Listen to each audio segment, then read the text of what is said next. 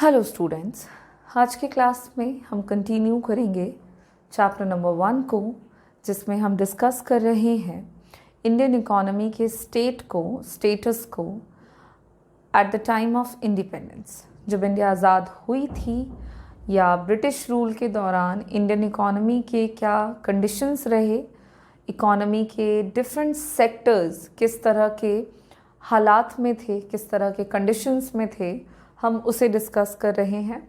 अब तक हम लोगों ने 4 सेक्टर जो हैं इकोनॉमी के अलग अलग, उनको डिस्कस कर लिया है। Agriculture sector, industrial sector, foreign trade sector and demographic conditions Indian economy की किस तरह की थी, हम लोगों ने इसको डिटेल में डिस्कस किया।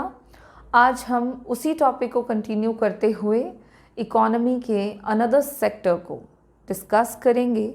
और आज के क्लास में हम शुरुआत करेंगे इंडियन इकोनॉमी के ऑक्यूपेशनल स्ट्रक्चर से, कि ऑक्यूपेशनल स्ट्रक्चर किस तरह का था इंडिया का, लोग किस तरह के सेक्टर में ज़्यादातर इंगेज्ड थे अपने लाइवलीहुड को चलाने के लिए, और उसके पीछे के कारण क्या थे। तो चलिए शुरू करें।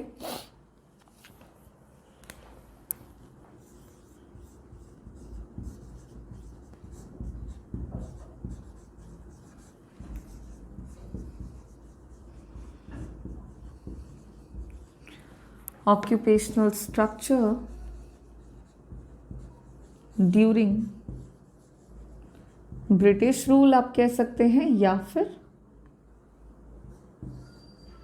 At the time of independence.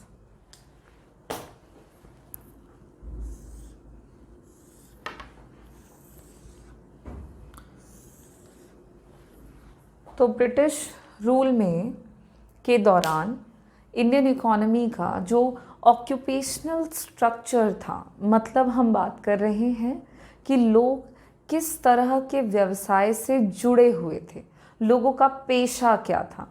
तो देखिए, जैसा कि हम लोगों ने पढ़ा है कि इंडियन इकोनॉमी में लोग जो हैं वो मुख्यतः पहले before the advent of British colonial rule, जो इंडियंस थे, भारतीय जनता जो थी, वो मेनली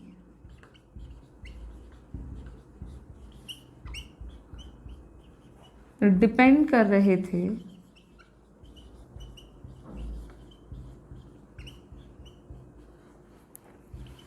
एग्रीकल्चर सेक्टर पर,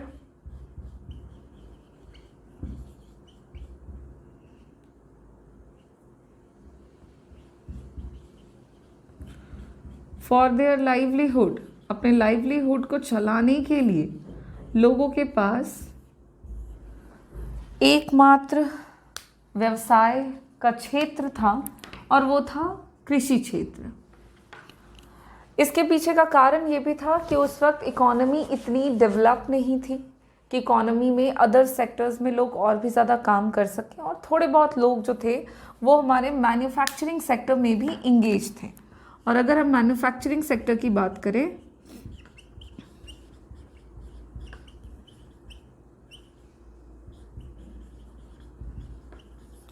तो मैन्युफैक्चरिंग सेक्टर में मुख्यतः लोग जो हैं वो हैंडीक्राफ्ट के काम में लगे हुए थे। तो इस तरह से हमारी इकोनॉमी में लोगों का रोजगार चल रहा था। फिर बाद में ब्रिटिशर्स आ गए, उसके बाद ब्रिटिश गवर्नमेंट का रूल आया, और जैसा कि हम लोगों ने पहले ही डिस्कस कर लिया है कि ब्रिटिशर्स ने इंडियन इकोनॉमी के डेवलपमेंट के लिए किसी भी तरह की पॉलिसी या रिफॉर्म को अडॉप्ट नहीं किया। गवर्नमेंट ने जो भी पॉलिसीज़ फॉलो करा, ब्रिटिश गवर्नमेंट ने, या जो भी रिफॉर्म किया उन्होंने, वो सिर्फ और सिर्फ ब्रिटेन की इकोनॉमी को बेनिफिट पहुंचाने के लिए था, न कि इंडियन इकोनॉमी को बेनिफिट पहुंचाने के लिए था। इन सब के कारण जो भी पॉलिसीज़ थी वो थी for the development of Britain. तो इन तमाम किस्म की पॉलिसीज़ का जो इम्पैक्ट पड़ा, तो ब्रिटिश रूल का अगर हम कहें कि जो इम्पैक्ट पड़ा हमारे नेशन के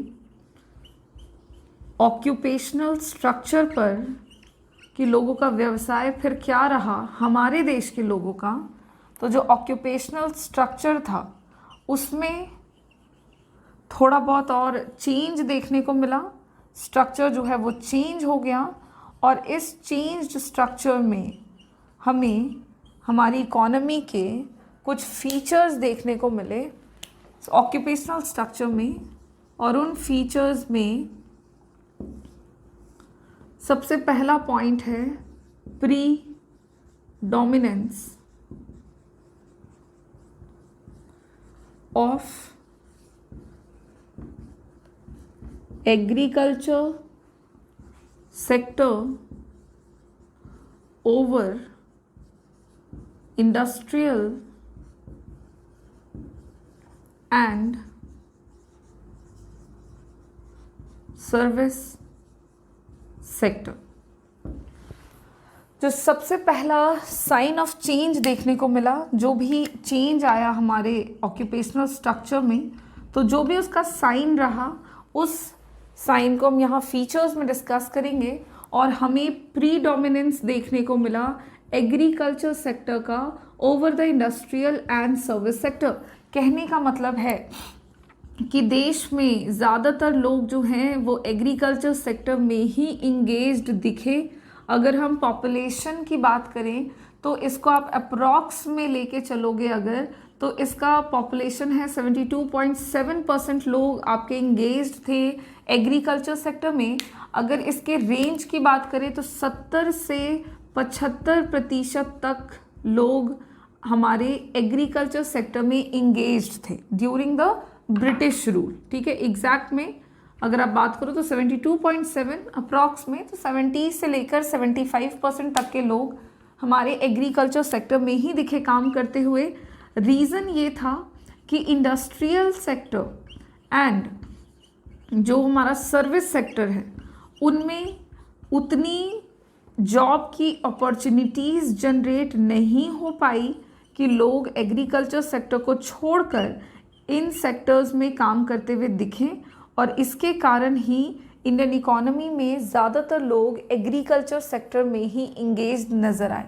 तो देश में जो पॉपुलेशन है उसका एक बड़ा हिस्सा हमारे एग्रीकल्चर सेक्टर में दिखा। वहीं पर अगर हम बात करें कि मैन्युफैक्चरिंग यानी कि सर्विस सेक्टर में कितने लोग थे, तो यहाँ पे सर्विस सेक्टर में इंगेज्ड आपको लोग दिखेंगे 10.1% लोग जो हैं वो हमारे सर्विस सेक्टर में इंगेज थे, सॉरी इंडस्ट्रियल सेक्टर में इंगेज थे।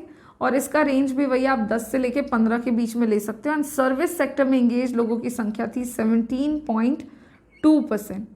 17.2% लोग हमारे सर्विस सेक्टर में इंगेज्ड नज़र आए। तो अगर हम देखें, कंपेयर करें तीनों सेक्टर को, और सर्विस सेक्टर का अगर हम रेंज देखें तो रेंज आपको मिल जाएगा 15 to 20% लोग हमारे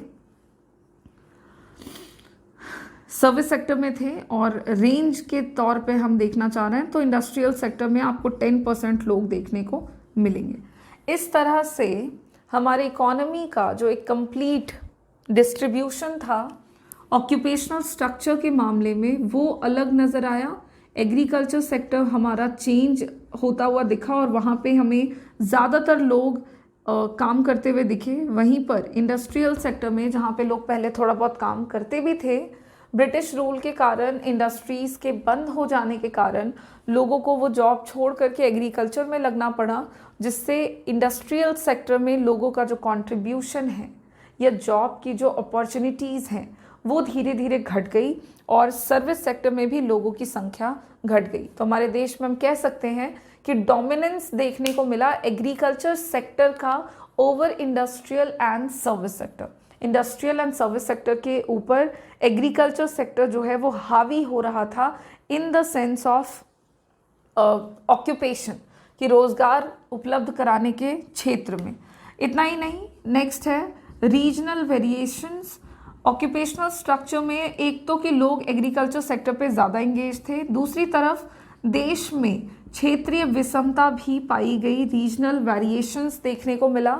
ये रीजनल वेरिएशन का मतलब है कि इंडियन इकोनॉमी के अलग अलग क्षेत्र में लोग अलग अलग तरह के काम करते हुए दिखे।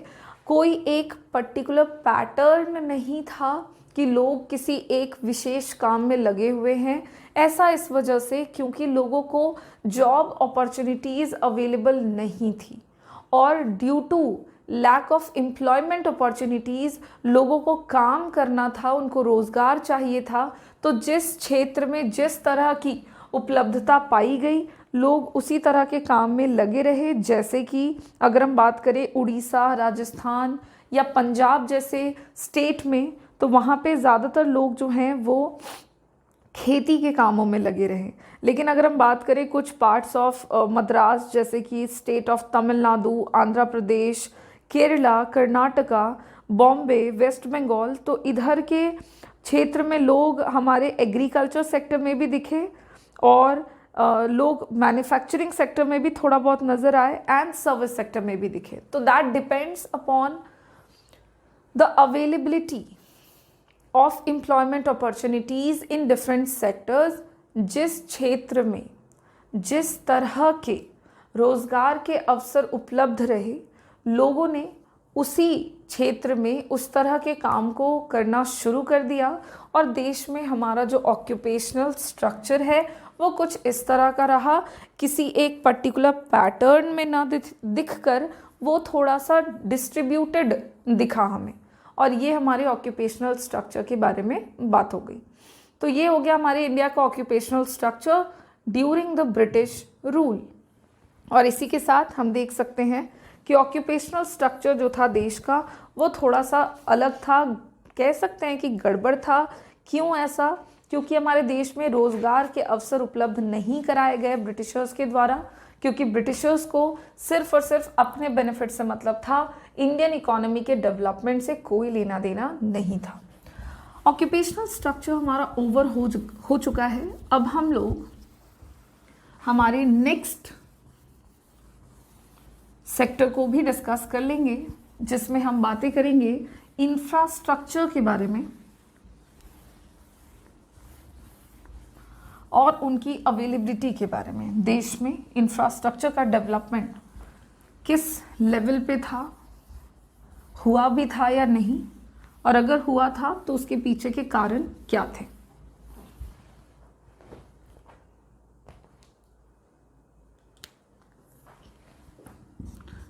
हम पहुंच गए हमारे अगले टॉपिक पे और last sector of the economy पे,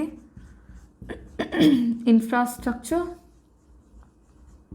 ड्यूरिंग द ब्रिटिश रूल।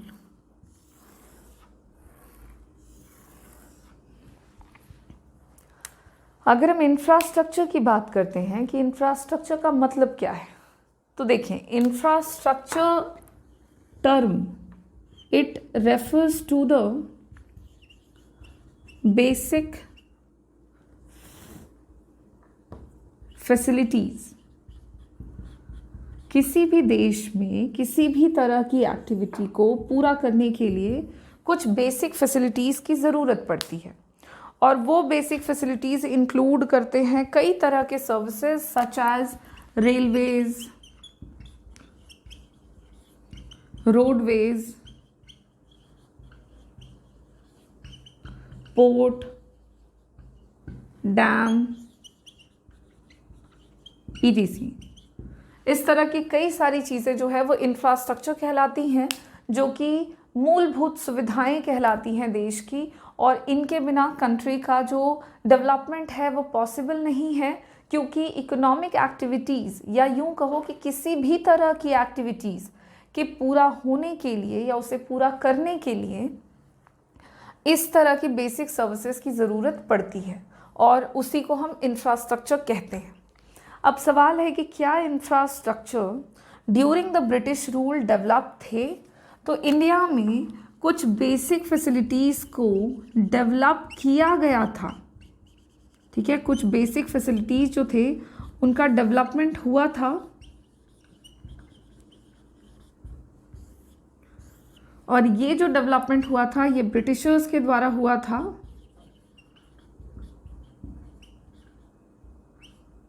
और सवाल है कि ब्रिटिशर्स ने इन बेसिक इंफ्रास्ट्रक्चर को क्या इंडियन इकोनॉमी के बेनिफिट के लिए डेवलप किया था? तो इसका जवाब है नहीं। ब्रिटिशर्स ने ये बेसिक इंफ्रास्ट्रक्चर डेवलप किया था ताकि उनका अपना जो इंटरेस्ट है वो फुलफिल हो सके, जो कॉलोनियल इंटरेस्ट है उनका, जो हमारे देश में उन्होंने गुलामी हम लोगों से कराई और हमारे देश में से जो रॉ मटेरियल्स उनको अपनी कंट्री में ले जाना था, वहाँ से फाइनल गुड्स को लाकर हमारे देश में बेचना था। तो इस तरह के इंटरेस्ट को पूरा करने के लिए ब्रिटिश गवर्नमेंट ने इंडियन इकोनॉमी में कुछ बेसिक फैसिलिटीज़ को डेवलप किया, जिनमें मुख्यतः है आपके रेलवेज़। अगर हम बात करें कि किस किस तरह के सर्विसेज या इंफ्रास्ट्रक्चर नेशन में हमारे डेवलप थे, तो सबसे पहला है रोड। जो सड़कें हैं वो अंग्रेज़ों ने हमारे देश में बनवाए। ये नहीं कि हर एक सेक्टर के या इकोनॉमी के हर कोने कोने में जाकर उन्होंने, हर एक गांव में जाकर के उन्होंने सड़कों का विकास कर दिया, बट उन्होंने कुछ बेसिक रोडवेज जो हैं उनको डेवलप किया ताकि जो रॉ मटेरियल्स हैं वो आसानी से हमारे नेशन से उनके नेशन तक पहुंच सके और उनके नेशन से फाइनल गुड्स हमारे कंट्री में आ सकें। इतना ही नहीं, उन्होंने रोडवेज बनाने के अलावा रेलवेज जो है उनका इंट्रोडक्शन किया, और इंडिया में फर्स्ट रेल जो है वो 1853 में चलाई गई थी, 16 अप्रैल 1853 में, फ्रॉम मुंबई टू थाने, और ये आपका चला था फर्स्ट टाइम 33 किलोमीटर। तो फर्स्ट टाइम रेल इंडिया में ब्रिटिशर्स ने ही इंट्रोड्यूस किया, और पर्पस ये था कि रेल जो है, ट्रेन जो है, it is a bulk carrier. तो बल्क में ये आपको एक जगह से दूसरे जगह पे, चाहे वो प्रोडक्ट्स हों चाहे वो ह्यूमंस हों, उनको एक जगह से दूसरे जगह लाने ले जाने में हेल्प करता है, पहुंचाता है, मदद करता है। और इसीलिए इंडियन इकोनॉमी में रेलवेज का इंट्रोडक्शन कराया गया बाय द ब्रिटिशर्स, ताकि उनका जो इंटरेस्ट है, उनका जो मोटिव है हमारे नेशन को गुलाम बनाने का, वो पूरा हो सके।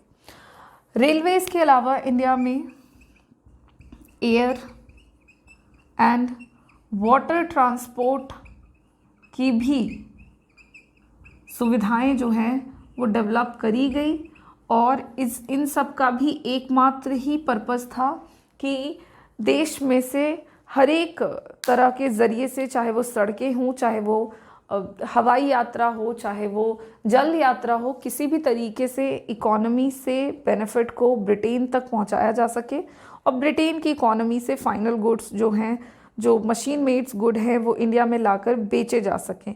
साथ ही साथ लोग भी ईजिली यहाँ से वहाँ और वहाँ से यहाँ, लोग में कौन, तो जनरली आपके ब्रिटिशर्स जो थे, अंग्रेज़ जो थे, वो एक जगह से दूसरे जगह पे मूव कर पाएँ।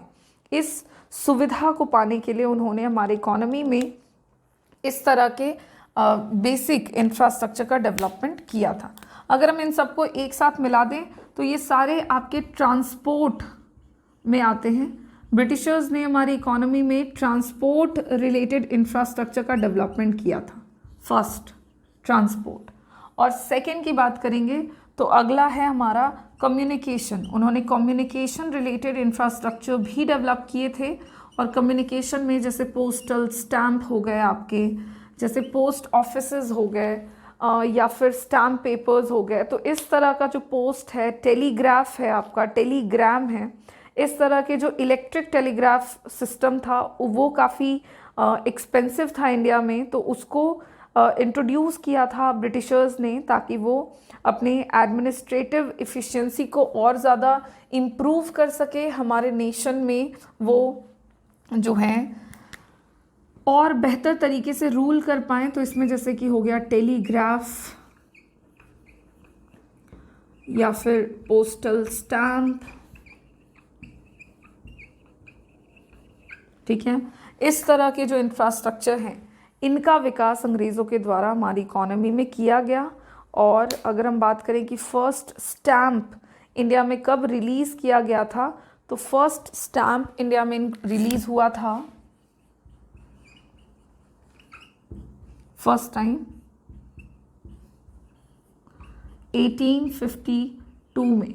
लाइन ग्राफ की अगर हम बात करें कि लाइन टेलीग्राफ जो है इंडिया में पहली बार कब इनिशिएट किया गया, तो ये हुआ था 1853 में। तो इस तरह से देश में कई तरह के कम्युनिकेशन रिलेटेड इंफ्रास्ट्रक्चर भी सेटअप किए गए, डेवलप किए गए, और पर्पस एकमात्र वही ब्रिटिश कॉलोनियल इंटरेस्ट को फुलफिल करना, ना कि इंडियन इकोनॉमी और यहाँ के लोगों का डेवलपमेंट करना।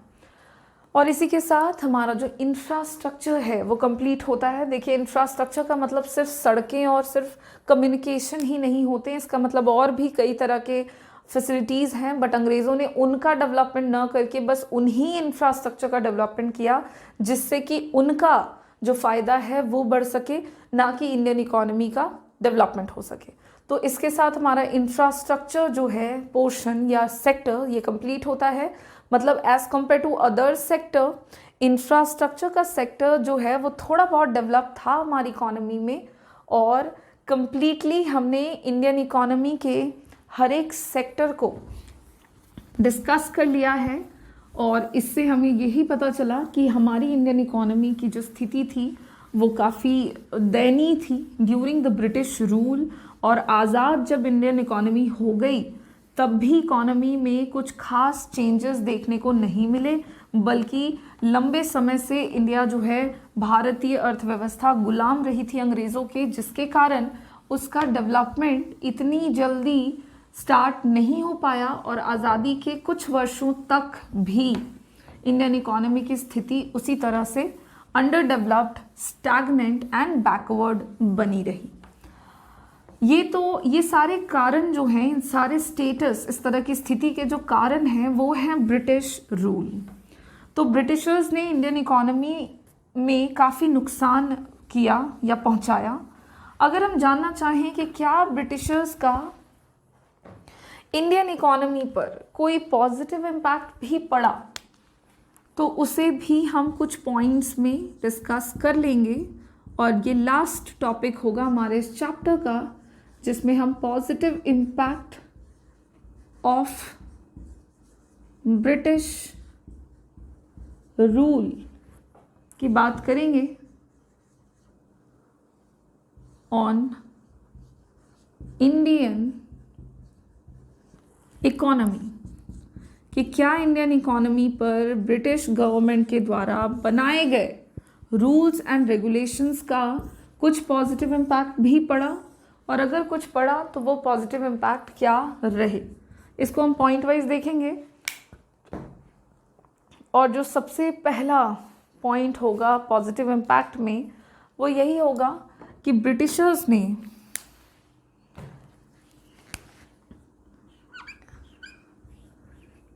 इंडियन इकोनॉमी के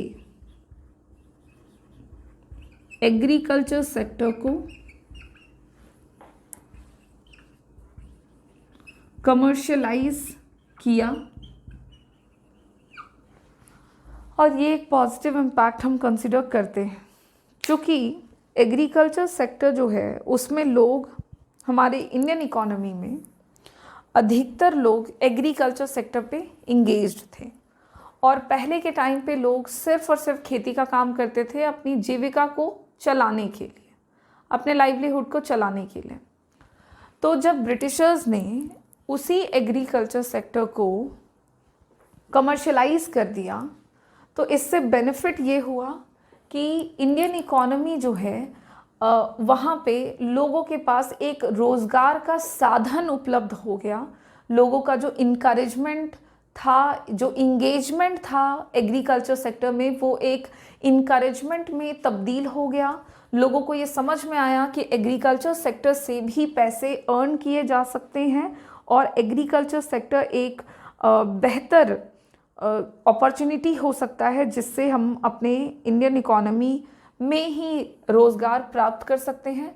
और इंडिया के एग्रीकल्चर सेक्टर को कमर्शियलाइज करने का सिर्फ बेनिफिट यही नहीं हुआ कि पुअर फार्मर्स को एक एम्प्लॉयमेंट अपॉर्चुनिटीज़ मिली, बल्कि कमर्शलाइजेशन से एग्रीकल्चर सेक्टर का प्रोडक्शन एंड प्रोडक्टिविटी दोनों के दोनों कंपैरेटिवली बढ़े, जिससे कि इंडिया जो है वो वहाँ पे फूड क्रॉप्स का प्रोडक्शन सरप्लस अमाउंट में देखा गया। ये सबसे पहला जो बेनिफिट है वो ब्रिटिशर्स का हम लोगों को मिला। डायरेक्ट बेनिफिट नहीं मिला, बट इनडायरेक्टली उन्होंने हमारे एग्रीकल्चर सेक्टर को अपने फ़ायदे के लिए यूज़ किया, जिससे कि इनडायरेक्ट बेनिफिट जो है वो इंडियंस को भी मिला और उनके चले जाने के बाद भी इंडिया का एग्रीकल्चर सेक्टर जो है वो कमर्शियल पर्पस से यूज़ किया जाने लगा। तो ये पहली विशेषता है। दूसरे पॉइंट में अगर हम बात करें तो ब्रिटिशर्स ने इंडिया में डेवलपमेंट किया ऑफ इंफ्रास्ट्रक्चर। इंफ्रास्ट्रक्चर का डेवलपमेंट हो गया इंडियन इकोनॉमी में, और ये इंफ्रास्ट्रक्चर के नाम पर हमारे देश में डेवलपमेंट किए गए सड़कों के, रोडवेज़ का, रेलवेज़ का, एयर एंड वाटर ट्रांसपोर्ट का। और इस तरह के ट्रांसपोर्ट फैसिलिटीज़ के डेवलपमेंट से बेनिफिट ये हुआ कि हम अपनी इकोनॉमी के ओवरऑल एडिक्वेसी को कह सकते हो कि ओवरऑल जो हमारे देश में कमी थी खाद्य पदार्थों की, गुड्स एंड सर्विसेज की, उसको हम लोगों ने काफ़ी हद तक पूरा कर लिया। देश के किसी हिस्से में, कोने में अगर किसी पर्टिकुलर गुड्स एंड सर्विसेज की कमी है तो इंफ्रास्ट्रक्चर के डेवलपमेंट से उस तरह के जो प्रोडक्ट्स हैं उसके डिमांड को पूरा करने में मदद मिली। साथ ही साथ जो टेलीग्राफ या जो पोस्टल फैसिलिटीज़ के डेवलपमेंट किए गए थे उससे इंडियन इकोनॉमी में एडमिनिस्ट्रेटिव इफ़िशिएंसी आ गई। लोग जो हैं वो अपने लॉ एंड ऑर्डर से रिलेटेड, मतलब देश में एडमिनिस्ट्रेशन के लिए किसी तरह की कोई कानूनी तौर पर कार्रवाई के लिए उस तरह की फैसिलिटीज़ का इस्तेमाल किया जाने लग गया,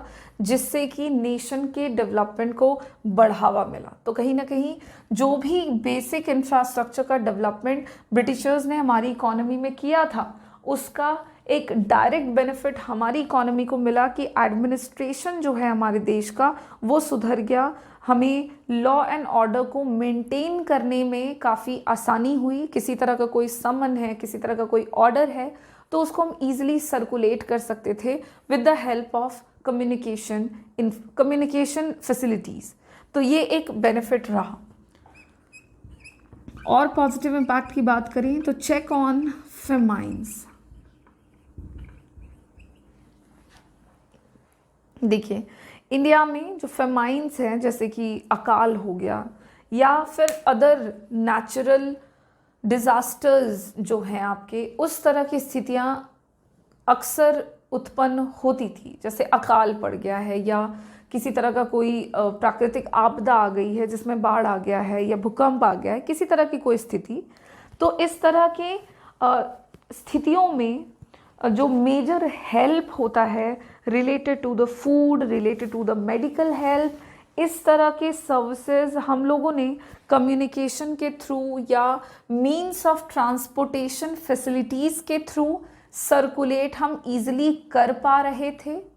और ये हमने किया है with the help of infrastructure जो कि ब्रिटिशर्स ने हमारे देश में डेवलप किया, और इसकी मदद से हमने इस तरह की स्थितियों से उबरना सीख लिया। पहले के टाइम पर था कि देश में अगर किसी कोने में या किसी हिस्से में किसी तरह की कोई प्राकृतिक आपदा आ गई है, लोग जूझ रहे हैं अकाल से, भूखमरी से, तो लोगों के दूसरे प्लेस के लोगों के पास फूड होने के बावजूद वो उनकी मदद नहीं कर पाते थे due to lack of transport facilities, lack of communication facilities. लोगों को पता नहीं चलता था कि कहाँ पे क्या मुसीबत आ गई है। तो एक तो कम्युनिकेशन का कोई ज़रिया नहीं था जिससे लोगों को वो जानकारी मिल नहीं पाती थी। दूसरा कि लोगों को ट्रांसपोर्टेशन फैसिलिटीज़ की कमी के कारण लोग एक दूसरे की मदद भी नहीं कर पाते थे। But after the development of infrastructure, the basic infrastructure in the Indian economy, India में अगर उसके बाद किसी तरह की कोई स्थिति उत्पन्न हो गई है, जैसे कि कोई फेमाइन ही आ गया है या किसी तरह की कोई नेचुरल कैलामिटीज़ ही हो गई है, तो उस सिचुएशन में जब रोडवेज़ का या कम्युनिकेशन फैसिलिटीज़ का डेवलपमेंट हो गया, तब इंडिया के अलग अलग सेक्टर में अलग अलग लोगों के द्वारा मेडिकल हेल्थ, साथ ही साथ फूड एंड सर्विसेज, इस तरह की चीज़ें जो है वो पहुंचाना आसान हो गया, जिससे कि अकाल की स्थितियों से हमने उबरना सीखा और काफ़ी हद तक हम लोगों ने उस तरह के सिचुएशन से खुद को बाहर निकाल लिया। क्योंकि पहले के टाइम पे हम इस तरह के प्रॉब्लम्स को टैकल नहीं कर पाते थे और कई लोगों की मौत हो जाती थी, लोगों की डेथ हो जाती थी। लेकिन जब इंफ्रास्ट्रक्चर का डेवलपमेंट नेशन में हुआ तो उससे बेनिफिट ये हुआ कि अब हमने इस तरह के प्रॉब्लम्स को टैकल करना सीख लिया, जिससे लोगों की मृत्यु दर में भी कमी आई और अकाल जैसी स्थितियों को हमने सुधार लिया। तो इमरजेंसीज़ के केस में transport facilities and communication facilities से काफ़ी हेल्प मिला इंडियन इकोनॉमी में, और ये हमारे नेशन में एक बेनिफिट है जो कि ब्रिटिश रूल का इकोनॉमी पर पड़ा। अगले पॉइंट की बात करें तो नेक्स्ट बेनिफिट हुआ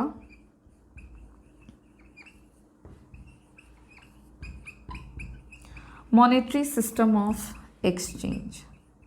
इंडिया में अगर हम बात करें तो before the advent of British colonial rule लोग गुड्स एंड सर्विसेज को एक्सचेंज करते थे बार्टर सिस्टम के थ्रू। वस्तु के बदले में वस्तु, गुड के बदले में गुड सिस्टम चलता था और इसी तरह की प्रणाली हमारे देश में चली आ रही थी।